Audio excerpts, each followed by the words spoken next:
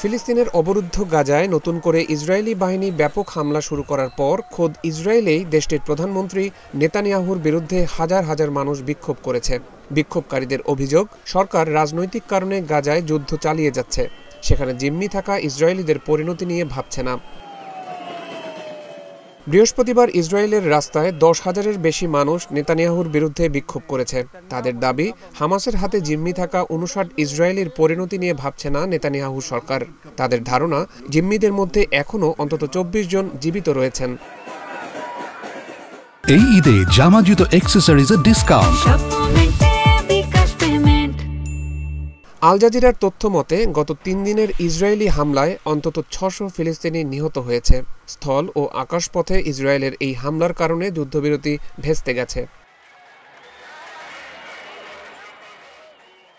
গত বুধবার থেকে হাজার হাজার মানুষ জেরুজালেমে নেতানিয়াহুর সরকারি বাসভবনের কাছের সড়কগুলোতে অবস্থান নেয়। তাদের অনেকের হাতেই ছিল পতাকা এবং গাজায় এখনও জিম্মি থাকা মানুষের সমর্থনে লেখা স্লোগান সম্বলিত প্ল্যাকার্ড। গত 19 জানুয়ারি গাজায় 6 সপ্তাহের যুদ্ধবিরতি চুক্তি কার্যকর হয়। এরপর দুপক্ষের আলোচনা চলছে চুক্তির মেয়াদ বাড়াতে। এর মধ্যেই গত মঙ্গলবার ব্যাপক হামলা শুরু করে ইসরায়েল। 2023 সালের 7 অক্টোবর ইসরায়েলে হামলা চালায় হামাস।